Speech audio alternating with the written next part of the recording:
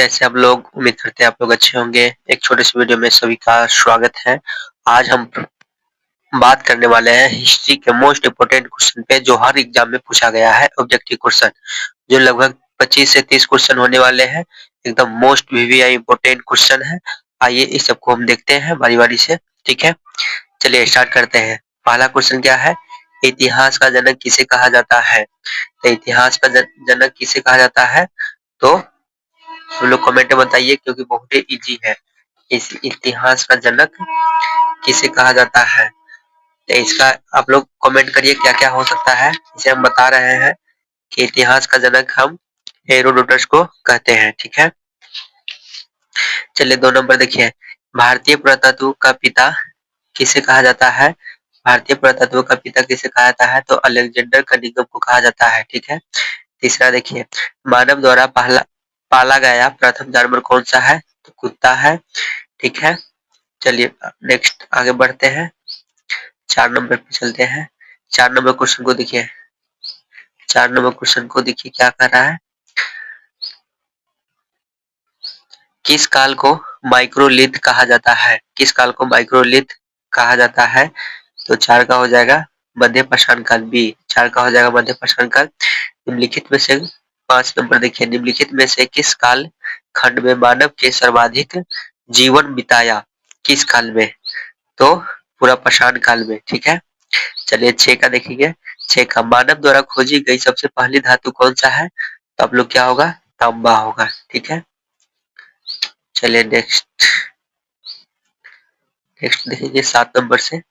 चलिए देखिए 7 नंबर में क्या कह रहा है कि सबसे पहले चावल के साक्ष्य कहाँ से देखने को मिला था?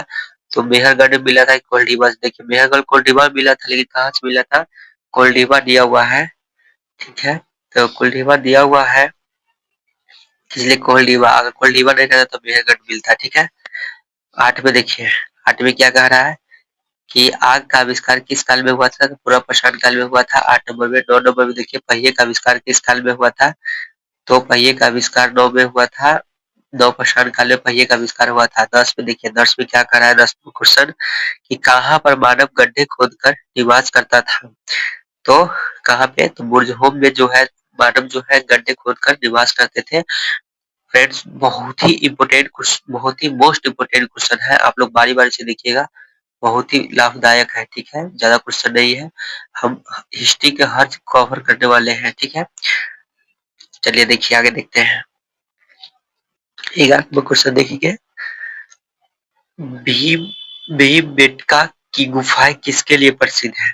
तो भीमबेटका की गुफा किसके लिए प्रसिद्ध है? तो गुफाओं के शैल चित्र के लिए होगा। 11 का सी होगा।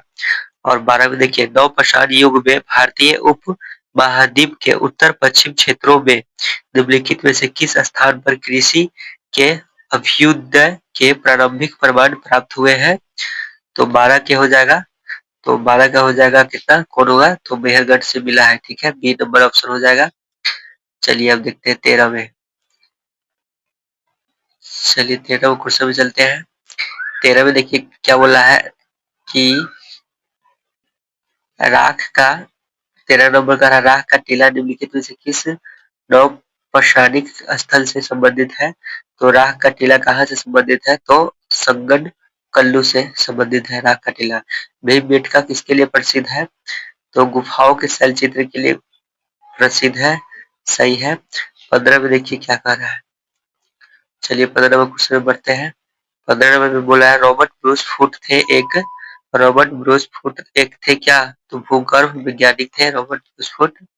और 16 में देखिए। 16 में क्या कर रहा है? भारतीय उपमहाद्वीप में कृषि के प्राचीनतम साक्ष्य प्राप्त हुए हैं कहाँ से? तो मेहरगढ़ से। भारतीय उपमहाद्वीप कृषि के प्राचीनतम साक्ष्य कहाँ से प्राप्त हुए हैं? तो मेहरगढ़ से। चलिए 17 नंबर क्वेश्चन में चलते हैं। 17 नंबर देखिए क्या कर रहा है। हड्डी से निर्मित आभूषण भारत में मध्य पाषाण काल के संदर्भ में प्राप्त हुए हैं।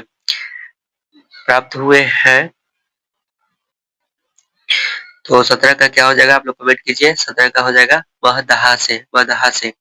ठीक है, और हाँ, आप लोग को ये भी करना है कि अगर आप लोग को पहले से आ रहा है तो आप लोग कमेंट करके बताइएगा किसका कितना आ रहा था और कितना याद है। और याद नहीं है तो वीडियो को दोबारा देख लीजिएगा, फिर से रिवीजन हो जाएगा। ठीक है, ऐसा ही वीडियो के लिए हमारे चैनल पे अगर नए हैं तो सब्सक्राइब भी कर लीजिएगा, एक प्यारा सा कमेंट करके जरूर बताइएगा। ठीक है, चलिए देखिए 18 नंबर पे क्या कह रहा है। 18 नंबर पे कह रहा है निम्नलिखित में से किसको चालकोलिथिक युग भी कहा जाता है। तो चालकोलिथिक युग भी कहा जाता है ताम्र प्रसारण युग को। ठीक है, 19 को देखेंगे। 19 में कोपेनहेगन संग्रहालय की सामग्री से पाषाण, कांस्य और लौह युग की त्रिविमीय विभाजन किया था। तो टेलर ने, सॉरी टेलर इसका नहीं हुआ, इसका हुआ थॉमसन ने किया था। ठीक है, थॉमसन ने किया था। चलिए 20 नंबर पे चलते हैं। भारत में किस शैलाश्रय से सर्वाधिक चित्र प्राप्त हुए हैं? भारत में तो भीमबेटका से प्राप्त हुए हैं। भारत में किस शैलाश्रय से सर्वाधिक चित्र प्राप्त हुए हैं? भीमबेटका से। ठीक है, 21 का देखिए, 21 का क्या बोल रहा है। एक ही कब्र से 3 मानव कंकाल निकले थे, कहाँ से? 21 का तो आप लोग कमेंट करके दबदबा से निकला था। ठीक है, चलिए 22 नंबर क्वेश्चन पे चलते हैं। 22 नंबर में देखिए क्या कर रहा है। निम्न में से कौन सा स्थल प्रागैतिहासिक चित्रकला के लिए प्रसिद्ध है? तो भीमबेटका के लिए प्रसिद्ध है। ठीक है, चलिए 23 में देखेंगे। 23 में भीमबेटका की गुफाएं कहाँ स्थित है? भीमबेटका की गुफाएं कहाँ स्थित है? तो अब्दुल्ला अब्दुल्लागंज रायसेन में है। ठीक है, रायसेन, अब्दुल्लागंज रायसेन में है। चलिए 24 में देखेंगे कि उस स्थान का नाम बताइए जहाँ से प्राचीनतम अस्थाई जीवन के प्रमाण मिले हैं। तो वो है मेहरगढ़। ठीक है, मेहरगढ़ से जीवन का अस्थाई प्राचीनतम जीवन अस्थि मिले हैं। ठीक है, मेहरगढ़ से। 25 का देखते हैं। 25 का देखते हैं। भारतीय पुरातत्व सर्वेक्षण निम्नलिखित विभागों मंत्रालय में से किसका संलग्न कार्यालय है? तो संस्कृत का। ठीक है, आइए 26 का देखते हैं। राष्ट्रीय मानव संग्रहालय कहाँ पर है? राष्ट्रीय मानव संग्रहालय कहाँ पे है? तो भोपाल में है। भोपाल में है। अब देखिए 27 का देखेंगे और लगता है लास्ट क्वेश्चन है। ठीक है, नौदा टोली का उत्खनन किसने किया था? नौदा टोली का उत्खनन किसने किया था? तो HD संकालिया ने किया था नौदा टोली का उत्खनन। चलिए लास्ट क्वेश्चन है। अगर आप लोग को वीडियो अच्छा लगे तो कमेंट करके जरूर बताइएगा, कर दीजिएगा और चैनल पर नए हैं तो सब्सक्राइब कर लीजिएगा, क्योंकि यहाँ पे मैथ रीजनिंग और जीके और साइंस आपको हर वीडियो मिलने वाले हैं, एकदम मोस्ट इम्पोर्टेंट। ठीक है, हम सीधे नहीं पढ़ाते हैं, जो भी है टीचर का नोट्स लेके पढ़ाते हैं, मस्त है। रिवीजन के लिए सबसे बेस्ट है, हर एग्जाम में पूछा गया क्वेश्चन है और पूछा भी जाएगा। ठीक है, चलिए लास्ट क्वेश्चन देख रहे हैं। लास्ट क्वेश्चन छोड़ देते हैं, इसका आप लोग आंसर कमेंट में बताइएगा कि बता दे। चलिए बता देते हैं, आप लोग तो नहीं देख पाइएगा लेकिन बता देते हैं कि निम्नलिखित में से किस स्थल से मानव कंकाल के साथ कुत्ते का कंकाल की समाधान से प्राप्त हुआ है? तो कहाँ से प्राप्त हुआ है? तो मॉस्की से प्राप्त हुआ है। ठीक है, मॉस्की से प्राप्त हुआ है। ठीक है, 28 क्वेश्चन हो गया आप लोग का कंप्लीट। आप लोग कमेंट करके जरूर बताइएगा कि आपका कितना पहले से याद था और कितना नया देखने के लिए मिला है। अगर वीडियो अच्छा लगे तो लाइक कमेंट करके जरूर बताइएगा, और हाँ कितना इसका सही हुआ है कमेंट करके जरूर बताइएगा। तब मिलते हैं नेक्स्ट वीडियो में, जब तक के लिए धन्यवाद।